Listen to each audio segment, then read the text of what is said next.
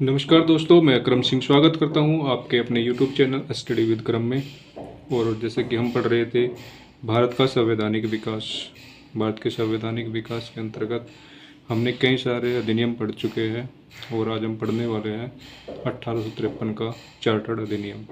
इससे पूर्व हमने जो जो अधिनियम पढ़े, पहले उसकी थोड़ी सी डिटेल ले लेते हैं कौन कौन से हमने अधिनियम पढ़े हैं, फिर आगे बात करेंगे। सबसे पहले हमने पढ़ा 1773 का रेगुलेटिंग एक्ट। इसमें गवर्नर को क्या बना दिया था? गवर्नर जनरल बना दिया था। और लॉर्ड हेस्टिंग क्या थे? प्रथम गवर्नर जनरल बने थे बंगाल के। और मद्रास और मुंबई के जो प्रेसिडेंसी थी उनके गवर्नर इसके अधीन हो गए थे। एक इसमें बनाया गया था कि सुप्रीम कोर्ट की स्थापना की गई थी कलकत्ता में। 4 न्यायाधीश थे। लॉर्ड एलिजा एम्फे इसके न्यायाधीश थे। दूसरा इसमें ये बात कही गई थी कि कंपनी का कोई भी कर्मचारी न तो रिश्वत लेगा और ना ही निजी व्यापार करेगा। ये कुछ प्रावधान किए गए थे। और कंपनी पर जो है ब्रिटिश गवर्नमेंट रेगुलेट करना चाहती थी। कंपनी को रेगुलेट करने के लिए ये प्रावधान लाया गया था 1773 का रेगुलेटिंग एक्ट। उसके बाद ब्रिटिश गवर्नमेंट एक एक्ट लेकर आती है 1781 का। ये एक संशोधन अधिनियम था।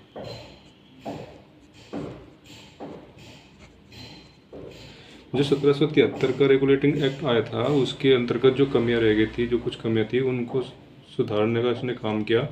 और उस कमियां जो थी, जो गवर्नर जनरल ऑफ बंगाल था और सुप्रीम कोर्ट का जो न्यायिक क्षेत्र था, इसके अंदर विवाद था। इसका क्लियरिफिकेशन सही नहीं हो पाया, तो इसको सुधारने के लिए 1781 का संशोधन अधिनियम लाया गया और इनके क्षेत्र को डिफाइन कर दिया गया कि जो है किसका क्षेत्र कहाँ पर है, किसको कितनी शक्तियाँ दी गई है। ये संशोधन एक्ट लाया गया। उसके बाद आते हैं हमारे 1784 का पिट्स इंडिया एक्ट, जिसका कार्य था, इस एक्ट को लाने का मतलब था रेगुलेशन रही कंट्रोल करना वो कंपनी। इस एक्ट का उद्देश्य था कंपनी पर नियंत्रण स्थापित करना, ना कि कंट्रोल करना। कंट्रोल करना, ना को रेगुलेट करना कंपनी को। पिट्स जो थे विलियम पिट्स, ये पीएम थे ऑफ इंग्लैंड और उन्हीं के नाम पर इसका नाम पड़ा था पिट्स इंडिया एक्ट। इन्होंने क्या करा कि जैसे कंपनी है, कंपनी की एक बॉडी थी, कोर्ट ऑफ डायरेक्टर, जो निवेशक है जो कंपनी के या शेयर होल्डर है, उनकी एक बॉडी है, उनकी संस्था है जो कंपनी को सलाह देती है कि कैसे, और नीतियों के बारे में सलाह देती है कि कैसे आप अपना मुनाफा बढ़ा सकते हो, कैसे कंपनी अधिक से अधिक लाभ प्राप्त कर सकती है, ताकि उसके निवेशकों या शेयर होल्डर को अधिक से अधिक क्या मिल सके, लाभ मिल सके। दूसरा, पिट्स इंडिया एक्ट के थ्रू एक विलियम पिट्स ने एक बॉडी बनाई इंग्लैंड में जिसका नाम था BOC, बोर्ड ऑफ कंट्रोल। इसके अंतर्गत 6 सदस्य रखे गए। 4 सदस्य क्राउन के द्वारा मनोनीत होने थे, जो इसको सलाह देने वाली बॉडी थी क्राउन को, उसमें से आते थे 4 सदस्य, और 2 सदस्य थे राज्य सचिव और एक वित्त सचिव, ये 2 सदस्य थे। तो टोटल 6 सदस्यों की एक बॉडी थी BOC, जिसका काम यह था कि भारत के अंतर्गत जो कंपनी व्यापार कर रही है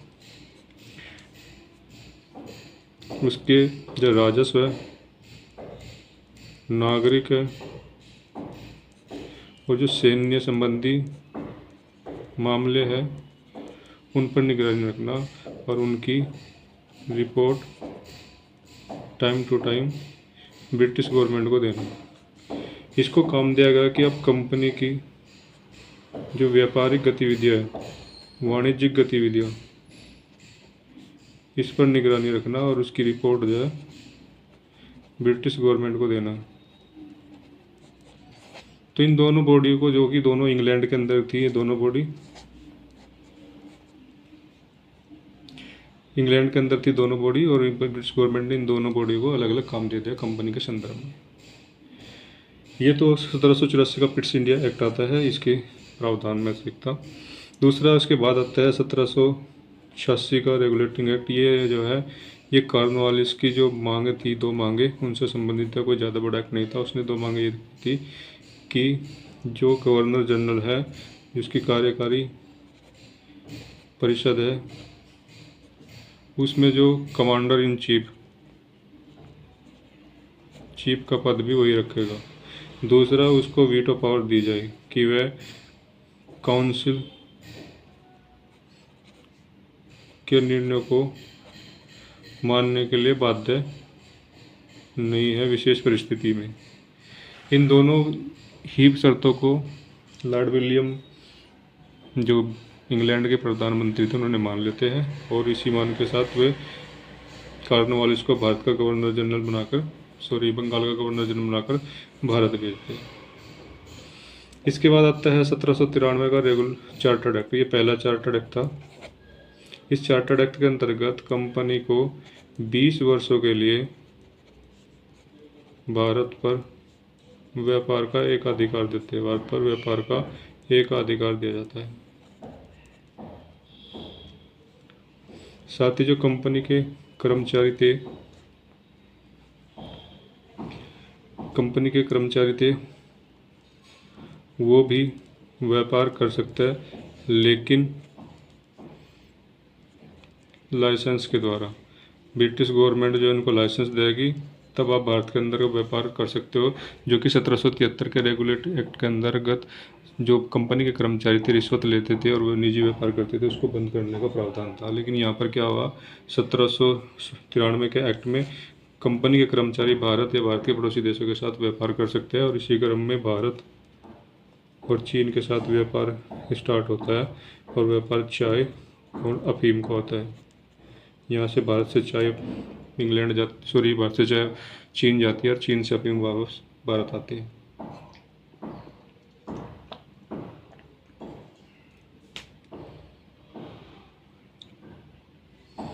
इसके बाद आता है 1813 का चार्टर्ड अधिनियम।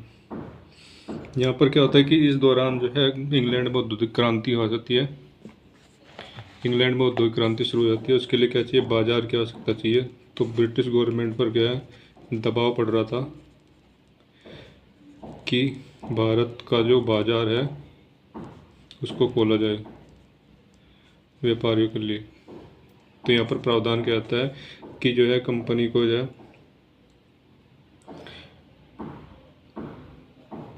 भारत का बाजार अन्य कंपनियों के लिए खोल दिया जाता है।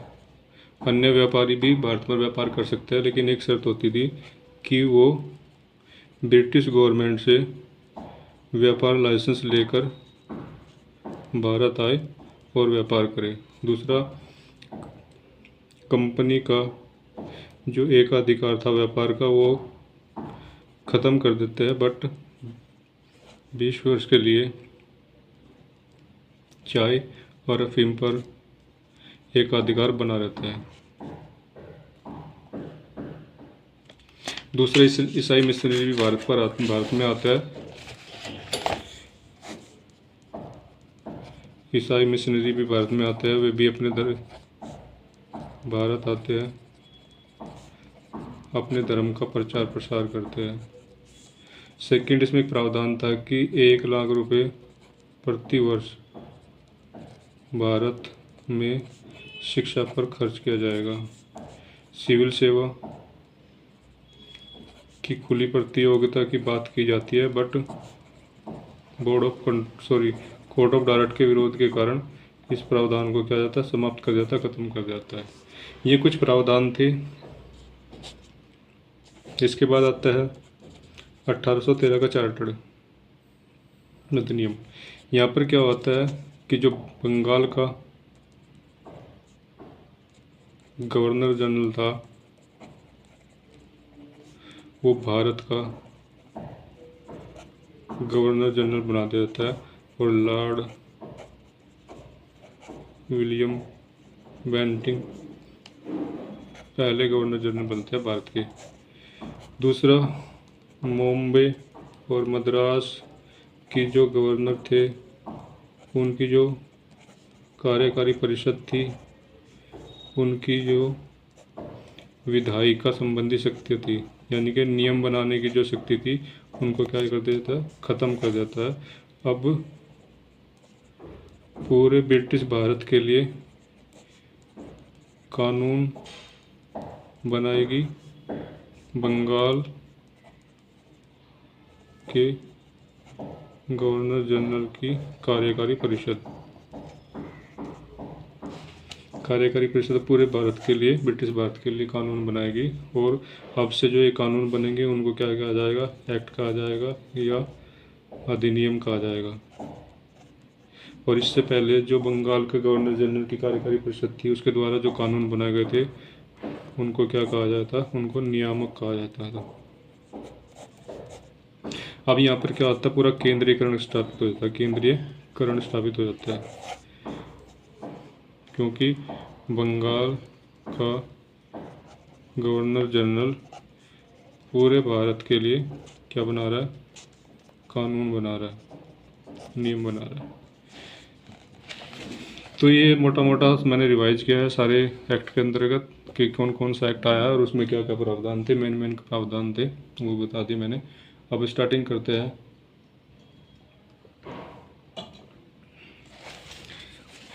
1853 का चार्टर्ड अधिनियम।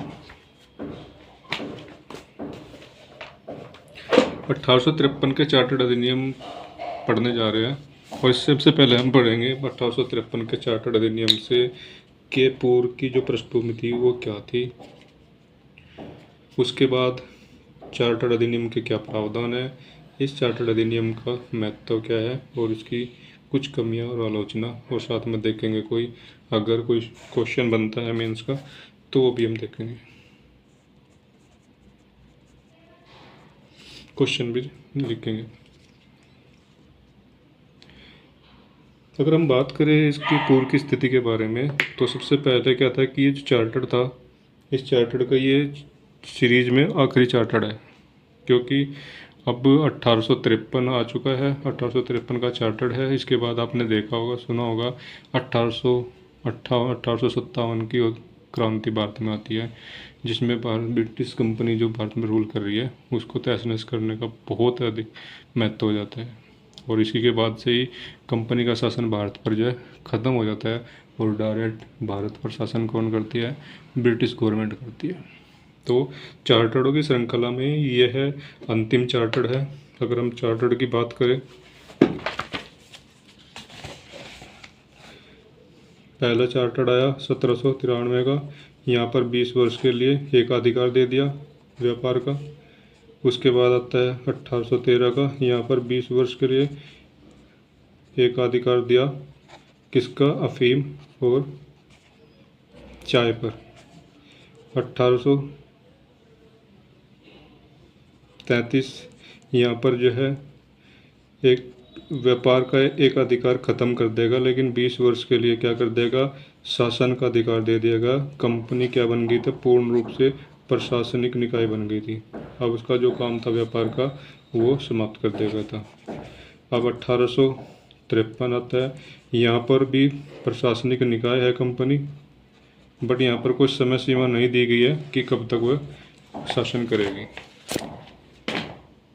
तो चार्टर्ड की श्रृंखला में यह क्या था, एक अंतिम चार्टर्ड था, और अंतिम चार्टर्ड इसलिए था क्योंकि अब इसमें कोई समय सीमा नहीं दी गई है कि कंपनी कब तक इस पर शासन करेगी। और कंपनी को 1833 का चार्टर्ड था उसके अंतर्गत इसको एक पूर्ण रूप से प्रशासनिक निकाय बना देगा था, उसकी व्यापारिक गतिविधियों को बंद करके। कंपनी भारत में आ रही है, थी, इसकी आलोचना की गई कंपनी के शासन की। क्यों? क्योंकि कंपनी तो अपना प्रॉफिट देख रही थी, अपने प्रॉफिट को मद्देनजर करती हुए सारी गतिविधियां करती थी, सारे नियम कानून लेकर आती थी। भारतीयों की वेलफेयर के बारे में तो उन्हें कोई चिंता नहीं थी ना। भारत किस कंडीशन में रह रहा है, क्या है क्या नहीं है, सब उसका जो मेन उद्देश्य था वो प्रॉफिट को गेन करना था, प्रॉफिट कमाना था कहाँ से, भारत से। और इसी संदर्भ में क्या थी, भारत के अंदर भी बहुत सारे सामाजिक सुधार आए थे, शिक्षा का पर भी बहुत खर्च हो रहा था, इवन ब्रिटिश गवर्नमेंट ने भी खर्च किया है। तो भारत के अंदर भी बौद्धिक क्षमता बढ़ रही थी, बौद्धिक विकास हो रहा था। तो भारत के शासन की जो है, सॉरी, कंपनी के शासन की भारत में पूरी आलोचना की जाने लगी और भारत में सुधारों की मांग भी उठने लगी। दूसरा, उच्च लागत और व्यावसायिक विलंब। क्या हो रहा था कि अब भारत में कोई भी व्यापारिक कंपनी आ सकती है इंग्लैंड से और व्यापार कर सकती है, क्या, लाइसेंस लेकर इंग्लैंड से। लेकिन उसके बाद जो कागजी कामकाज है उसका, जो यहाँ पर स्थानीय स्तर पर जो कंपनी है वो देख रेख कर रही थी, प्रशासनिक निकाय बन गई थी, तो उसमें जो है उनके काम में बाधा उत्पन्न हो रही थी, व्यवसाय करने में विलम्ब उत्पन्न हो रहा था। साथ ही साथ जो इंग्लैंड के अंदर दो बोर्ड थी, बीओडी और सीओडी, इनका वित्तीय बोझ भी कंपनी पर ही बढ़ रहा था। सेकंड, क्षेत्रीय परिवर्तन। 1833 का जो चार्टर था, जो केंद्रीकरण की भूमिका निभा रहा था, यानी कि पूरे भारत के लिए अब जो बंगाल का गवर्नर था वो बंगाल का गवर्नर जनरल बना देगा था ब्रिटिश लॉर्ड विलियम बेंटिंग, पूरे ब्रिटिश भारत के लिए उसने नियम कानून बनाने थे। उसके बावजूद भी इन्होंने क्या करा, युद्धों के द्वारा कई सारे प्रांत राज्यों को अपने अधीन कर लिया, सिंध को, पंजाब को, अन्य राज्यों को अपने अधीन कर लिया। यानी कि युद्ध अभी भी चल रहे थे, जो था सामदान दंड भेद से भारतीय क्षेत्रों को जीतने का प्रयास किया जा रहा था, ताकि बड़े से बड़े क्षेत्र पर शासन किया जा सके और जो है वहाँ से धन का अर्जन किया जा सके। गवर्नर जनरल की दोहरी भूमिका भी बाधा उत्पन्न कर रही थी। गवर्नर जनरल यानी कि वो पहले बंगाल का गवर्नर है, दूसरा वो ब्रिटिश भारत का भी जो है गवर्नर जनरल है। तो उसकी दोहरी भूमिका, और उसने ब्रिटिश भारत में क्या करना है, निष्पक्ष शासन भी करना है, तो उस पर की बड़ी बाधा उत्पन्न हो रही थी, उसकी दोहरी भूमिका हो रही थी। दूसरा, सत्ता का विकेंद्रीकरण की मांग बार बार उठ रही थी भारतीयों के द्वारा, क्योंकि भारतीय भी बहुत अधिक शिक्षित हो चुके थे, वे भी विदेशों में जाकर शिक्षा ग्रहण कर रहे थे और यहाँ पर भी सामाजिक सुधार आंदोलन चल रहे थे, शिक्षा के नए नए संगठन उत्पन्न हो रहे थे, नए नए विद्यालय उत्पन्न हो रहे थे और शिक्षा का स्तर बढ़ रहा था और भारतीयों के अंदर भी जागरूकता उत्पन्न हो रही थी। और उसी को मद्देनजर करते हुए क्या हुआ कि वे बार बार ब्रिटिश गवर्नमेंट या फिर कंपनी पर क्या कर रहे थे, मांग उठा रहे थे कि भारतीय की भागीदारी को शासन प्रशासन में बढ़ाई जाए और सत्ता को केंद्रीकरण की जगह विस्तारित किया जाए, इसको विकेंद्रीकरण किया जाए। इस क्षेत्र में भी बहुत सारी मांगे भारतीयों के द्वारा उठाई जा रही थी। तो ये सब बैकग्राउंड चल रहा था 1853 के चार्टर्ड एक्ट से पहले। यानी कि अब बात करते हैं इनके प्रावधानों की। इसमें प्रावधान बहुत ही इंपॉर्टेंट एक प्रावधान है, इसको पहले समझ लो, एक्सप्लेन कर देता हूँ मैं अच्छे से, आगे के तो प्रावधान पॉइंटों में हो जाएंगे। क्या था कि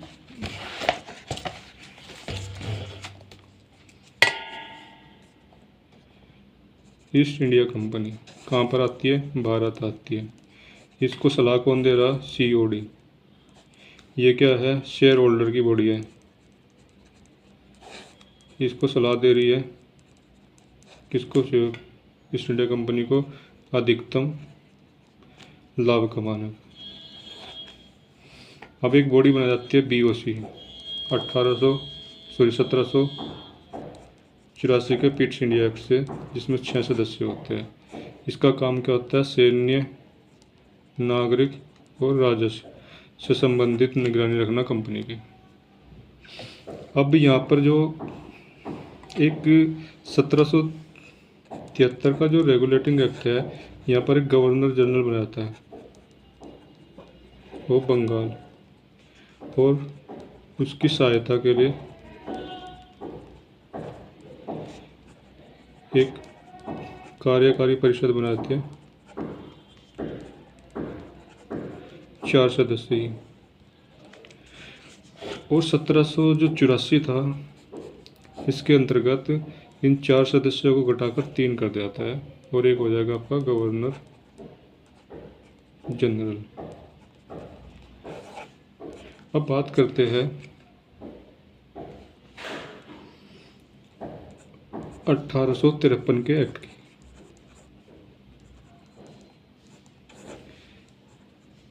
जो यह कार्यकारी परिषद है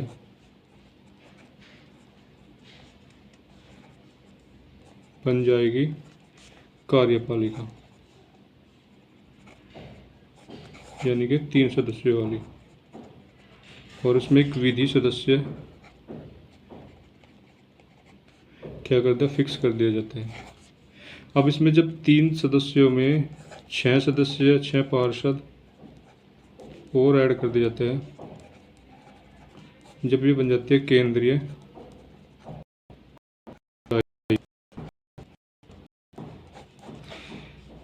टोटल 9 सदस्यों की बनती है केंद्र रहेगा, और जो सदस्य रहती है कार्यकारी परिषद यानी कि कार्यपालिका।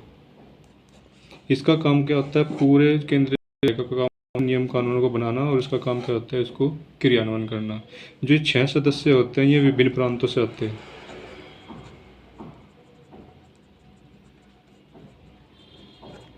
विभिन्न प्रांतों से आते हैं, जो इनके विजित क्षेत्र थे उनसे आते हैं, और इनको कम से कम क्या हो, 10 साल का अनुभव हो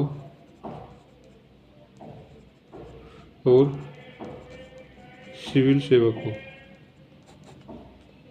तो इसका मतलब यही है, अंततः ये क्या थे, अंग्रेजी थी। बस ये होता है कि ये जो कार्यकारी परिषद थी, इसमें 3 सदस्य, 6 सदस्य को ऐड करने के बाद ये क्या बन जाती है, केंद्रीय विधायिका बन जाती है। और यह काम करती है एक छोटी ब्रिटिश संसद की तरह काम करती है, जो ब्रिटिश भारत के क्षेत्र के लिए क्या बनाएगी, कानून बनाएगी, नियम बनाएगी। ठीक है, तो इसके प्रावधान में देखते हैं। सबसे पहला प्रावधान तो यह था कि अब कंपनी की कोई समय सीमा नहीं है कि वो कब तक क्या बनी रहेगी, प्रशासनिक निकाय बनी रहेगी। अब समय सीमा को घटा दिया, कम कर दिया, बंद कर देगा। इसमें कोई निर्धारित नहीं किया कि कब तक वो प्रशासनिक निकाय बनी रहेगी। शक्तियों का पृथक्करण किया गया, जैसे कि मैंने अभी बताया, कार्यपालिका परिषद of governor general of India, और दूसरा केंद्रीय विधान परिषद। अगर उसमें 6 सदस्य और नहीं ऐड होते तो वो बन जाती है केंद्रीय विधान परिषद। केंद्रीय विधान परिषद में स्थानीय प्रतिनिधियों की शुरुआत की जाती है, यानी कि मुंबई, मद्रास, आगरा, बंगाल से ये सारे क्या आने थे, जो 6 सदस्य थे ये इधर से आने थे, और वे आगे जुड़ जाते थे कार्यपालिका परिषद में, यानी कि जो गवर्नर जनरल ऑफ इंडिया की कार्यकारी परिषद थी उसमें जुड़ जाते थे, तब वे बन जाती थी केंद्रीय विधान परिषद। ये जो अलग अलग सदस्य थे, इन्हीं जो प्रांतों से आने थे, सिविल सेवा के कर्मचारी थे, जो कि कम से कम क्या होना चाहिए, 10 साल का अनुभव होना चाहिए उनको। ठीक है, अब क्या होता है कि विधान परिषद में ब्रिटिश संसद वाली क्या अप्लाई करेगी, प्रक्रिया को अप्लाई करेगा। जब यह विधान परिषद नियम कानून बनाएगी तो उसका वही रूप अप्लाई किया गया, वही रूप अपनाएगा जो ब्रिटिश गवर्नमेंट के अंतर्गत ब्रिटिश संसद में अप्लाई किया जाता है। दूसरा एक बॉडी थी इंग्लैंड के अंदर की, कोर्ट ऑफ डायरेक्टर। उसमें जो 24 सदस्य थे उनको घटाकर 18 कर दिए गए, और जिसमें 6 क्राउन द्वारा क्या होने थे, मनोनीत होने थे। जो 6 सदस्य थे उनको मनोनीत किया जाना था क्राउन के द्वारा। एक अगला प्रावधान यह था कि जो सिविल सेवा 1833 के चार्टर्ड एक्ट में जो इंट्रोड्यूस की थी खुली प्रतियोगिता को, और जिसको सीओडी के विरोध के कारण उसको वह प्रावधान लागू नहीं होता, अब उसको क्या है, खुली प्रतियोगिता के लिए खोल दिया गया। कोई भी भारतीय हो, यूरोपियन हो, अगर अब इसकी योग्यता रखता है तो कोई भी अपने एग्जाम देकर खुली प्रतियोगिता के द्वारा इसका चयन किया जाएगा उनका। तो उसमें कोई, यानी कि ये कहा जाएगा कि ब्रिटिश कंपनी के अंतर्गत कोई भी पद जो है किसी भी भारतीय के लिए अथवा किसी भी यूरोपियन सदस्य के लिए खुला है। आइए एग्ज़ाम दीजिए, क्लियर कीजिए एग्ज़ाम को और पद प्राप्त कीजिए। तो खुली प्रतियोगिता का जो प्रावधान था सिविल सेवा के अंतर्गत, वो 1853 के चार्टर्ड एक्ट में सभी के लिए खोल दिया गया। 1833 वाले में जो है प्रावधान किया गया था, बट उसको माना नहीं गया था। सीओडी के विरोध के कारण उसको निरस्त कर दिया गया था। दूसरा, विभिन्न प्रेसिडेंसियों की स्थापना की गई, जैसे पंजाब प्रेसिडेंसी बना दी गई एक, और सिंध भी बना दिया गया था अलग से। सीओडी और बीओसी के सदस्यों का जो कर्मचारियों का वेतन था वो कंपनी के राजस्व दिया जाने लगा, और बंगाल के लिए अलग से एक राज्यपाल बना दिया गया। राज्यपाल की भी व्यवस्था की गई बंगाल के लिए। बंगाल बहुत ही इम्पोर्टेंट था इनके लिए, क्योंकि सेंटर जो है, अगर कहीं शासन चल रहा था भारत के पूरे ब्रिटिश क्षेत्र पर, तो बंगाल से ही चल रहा था, यानी कि बंगाल सेंटर में था, अन्य प्रेसिडेंसी इनके अधीन थी, वो इनका फॉलो करती थी। आप देख रहे हो कि बार बार बंगाल का ही नाम आता है, बंगाल के गवर्नर को गवर्नर जनरल बना देता है, बंगाल के गवर्नर जनरल को भारत का गवर्नर जनरल बना देता है। सारी पॉलिसी नीतियाँ बंगाल के से ही स्टार्टिंग होती थी, जो ब्रिटिश भारत पर लागू होती थी। ये इसके प्रावधान थे। अब बात करते हैं उसके महत्व की। जो ये एक्ट आया उसके महत्व क्या है। इस एक्ट ने क्या कर दिया, आधुनिक संसदीय प्रणाली की क्या रख दी, नींव रख दी है। क्योंकि जो विधायिका बनी वो विधायिका क्या बन रही है, संसद का काम कर रही है, वो नियम कायदे कानून बना रही है, संसद की तरह काम कर रही है। छोटी संसद का रूप कहा जा रहा है उसको, ब्रिटिश गवर्नमेंट की तरह जो ब्रिटेन में संसद काम कर रही है। दूसरा, उसने योग्यता आधारित की जाए सिविल सेवा, योग्यता के आधारित सिविल सेवा की शुरुआत की। इससे क्या कि प्रशासनिक कुशल प्रणाली उत्पन्न हो गई और भारतीयों में भी सिविल सेवा में जाने का जो है मौका मिला। और वह भी भारतीय, कई सारे भारतीय के उन्होंने एग्ज़ाम कर किया, तो उनको भी अपनी सेवा में शामिल हुए। दूसरा, ब्रिटिश नियंत्रण का विस्तार था। कंपनी का शासन ब्रिटिश नियंत्रण में आ गया। अब जो है कंपनी एक जो है प्रशासनिक निकाय बन गई, जो केवल और केवल ब्रिटिश के निर्देशानुसार शासन कर रही थी। कभी भी कंपनी का शासन था ये समाप्त किया जा सकता था। अब क्योंकि इसमें कंपनी को कोई समय सीमा नहीं दी गई थी कि वह कब तक एक प्रशासनिक निकाय बनी रहेगी। अब कंडीशन ये आ गई थी कि बोर या बिस्तरा कभी भी कंपनी का बन सकता है। कंपनी का जो 20-20 साल का जो टर्नओवर था, 20-20 साल की जो समय सीमा दी गई थी, वो धीरे धीरे खत्म होती हुई चली जा रही थी। और इस बार तो कंपनी को कोई समय सीमा दी ही नहीं गई है कि कब तक आप एक प्रशासनिक निकाय बनी रहेगी। अब जैसी परिस्थिति बनेगी भारत में, उस परिस्थिति के अनुसार कंपनी को कभी भी ब्रिटिश गवर्नमेंट हटा सकती है। तो ये 2-3 महत्व है इसके। आधुनिक संसदीय प्रणाली की नींव, योग्यता आधारित जो है सिविल सेवा की शुरुआत, प्रशासनिक सुधार हुआ और कंपनी का विस्तार, ब्रिटिश नियंत्रण का विस्तार हो गया कंपनी पर। देखते हैं कुछ आलोचनाएं, कुछ कमियां इस अधिनियम की क्या रही है। नंबर 1, पहली कमियां तो यही है कि भारतीय प्रतिनिधित्व का अभाव रहा। यानी कि जो गवर्नर जनरल की कार्यकारी परिषद यानी कि कार्यपालिका जिसको नाम देगा, उसमें जब 6 सदस्य में आके मिलते हैं तो 6 सदस्य भारतीय नहीं होते, बल्कि वे सिविल सेवा के जो है कर्मचारी होते हैं जिनको 10 वर्ष का अनुभव होता है। और वो मोस्टली क्या होता है, अंग्रेजी होता है। क्योंकि अभी तो इसमें प्रावधान किया गया ना इसी एक्ट में कि सिविल सेवा सबके लिए खोल दी गई है। अब भारतीय का भी आना इसमें शुरुआत होएगा। लेकिन इससे पहले तो क्या था कि अंग्रेजी थे, सिविल सेवा के अधिकारी में सारे अंग्रेजी आते थे। तो क्या हुआ कि भारतीय का जो प्रतिनिधि था इसमें उनका क्या था, अभाव रहा। भारतीय तो आए ही नहीं संसद में यानी कि विधायिका में। दूसरा, सीमित विधायिका शक्ति, यानी कि कार्यपालिका यानी कार्यकारी परिषद, दूसरा विधायिका जिसमें 6 सदस्य आगे जुड़ जाते थे वही विधायिका बन जाती थी। अलग अलग होने के बावजूद अधिकांश उस पर नियंत्रण किसका था, गवर्नर जनरल का ही था, गवर्नर जनरल ऑफ इंडिया का ही था। यानी कि दोनों का हेड कौन है, दोनों का हेड तो गवर्नर जनरल ऑफ इंडिया ही है ना, जिसके अकॉर्डिंग ही काम चलना है, कौन से नियम पास होने हैं कौन से नहीं बनने हैं, उसका सुझाव तो मेन ही रहेगा ना। तो कार्यकारी परिषद और विधायिका दोनों का हेड क्या है, गवर्नर जनरल है। तो शक्तियाँ तो मतलब बॉडी अलग अलग भी नहीं बनी, बल्कि सदस्य सबके सेम सी है और नाम दे दिया गया कार्यपालिका और विधायिका। जैसे कि यहाँ पर होता है, भारत के अंदर भी है कार्यपालिका और विधायिका। विधायिका का काम होता है नियम कायदे कानूनों को बनाना और कार्यपालिका होता है उन्हीं नियमों का क्रियान्वयन करना। और एक न्यायपालिका है तो का काम ही क्या है, विवादों का समाधान करना। ठीक है, इसी तरह से कार्यपालिका विधायिका भी इस एक्ट के अंतर्गत बनाई गई और उसके अंदर उसका जो हेड था वही, उस पर सबका नियंत्रण था कार्यपालिका पर, विधायिका पर भी, और जो था गवर्नर जनरल ऑफ इंडिया। दूसरा, सिविल सेवा का जो रास्ता था, प्रवेश का रास्ता सभी के लिए खोल देगा, लेकिन इसमें एक बाधा उत्पन्न हो गई थी कि जो प्रतियोगिता थी वो केवल और केवल ब्रिटेन में ही होती थी। उसका आयोजन ब्रिटेन में किया जाता था। बहुत तो एक बाधा यह था कि भारतीयों के लिए तो खाने के लिए भी दाने नहीं थे, बहुत गरीब स्तर पर थे। तो बहुत ही रिचेस्ट फैमिली का बंदा कोई अगर सिविल सेवा की तैयारी करे, अगर वही इंग्लैंड जा सकता है, तो बहुत ही कम चांसेस थे कि भारत में से कोई बंदा जाए इंग्लैंड जाए। उसके बाद भी लैंग्वेज का प्रभाव, कि वहाँ तो इंग्लैंड में इंग्लिश लैंग्वेज में एग्जाम होना था और भारतीयों का तो जो है क्षेत्र वाइज अलग अलग भाषाएं थी। तो बहुत बड़ी समस्या बाधाएं थी। रास्ता तो खोल दिया, लेकिन देखा जाए तो ये रास्ता बहुत ही कठिन था। ठीक है। योग प्रतियोगिता का जो आयोजन होता था वो इंग्लैंड का होता था। मोस्टली इंग्लैंड के व्यक्ति यानी कि नागरिक ही वहाँ उस एग्ज़ाम में बैठते थे, वही क्लियर करते थे। भारत का इक्का दुक्का कोई भी व्यक्ति जाता था और बहुत ही रेयर चांस था कि पास हो जाए, लेकिन इसके बावजूद भी, इतनी कठिनाइयों के बावजूद भी भारतीयों ने उस एग्ज़ाम को क्रैक किया है और अपनी सफलता प्राप्त की है। तो बाधाएं बहुत थी क्योंकि इंग्लैंड में प्रतियोगिता का आयोजन किया जाता था। ये इसकी कमियां थी। दूसरा, राजशाही के हस्तक्षेप की संभावना थी। अगले 20 वर्षों के लिए नवीनीकृत नहीं किया गया, यानी कि कंपनी पर कभी भी प्रतिबंध लगा जा सकता है, कभी भी कंपनी को हटाया जा सकता है।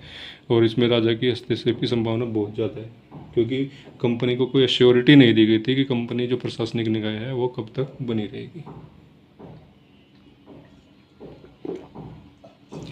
तो ये इसके कुछ आलोचना थी। इससे पहले मैंने कुछ इसके महत्व बताए, प्रावधान बताए, आपको समझ में आ गया होगा। और अब बात कर लेते, क्वेश्चन मैंने लिखा था यहाँ पर। इस क्वेश्चन को आपने लिखना है। सबसे पहले आपने इंट्रोडक्शन लिखना है, उसके बाद आपको जो क्वेश्चन की डिमांड है, मेन पॉइंट है, मेन बॉडी है, वो लिखनी है। उसके बाद आपको एक छोटा सा पॉजिटिव कंक्लूजन देना है। क्वेश्चन सिंपल से ही है, ज़्यादा नहीं है। तो क्वेश्चन का है कि 1853 के चार्टर्ड एक्ट ने भारत में केंद्रीकरण की व्यवस्था को मजबूत करने के साथ साथ एक छोटी ब्रिटिश संसद की प्रणाली को भी जन्म दिया, समझाइए। तो ये क्वेश्चन है, इसको आपने एक्सप्लेन करना है कैसे कैसे क्या हुआ और आपको आंसर को लिखना है। तो ये मेरे हिसाब से आपको ये प्रावधान और ये जो एक्ट था 1853 का, ये समझ में आ गया होगा आई थिंक। और सिंपल ही है, बेसिक। आपको मेन पॉइंट याद रखना है इसका 1853 का कि यहाँ पर कार्यपालिका विधायिका का गठन हो जाता है। ये इसका मेन है पॉइंट है। यहाँ से आपको ये सारे प्रावधान याद हो जाएंगे। ठीक है, तो आज का ये सेशन मैं यहीं पर समाप्त करता हूँ। तब तक के लिए धन्यवाद।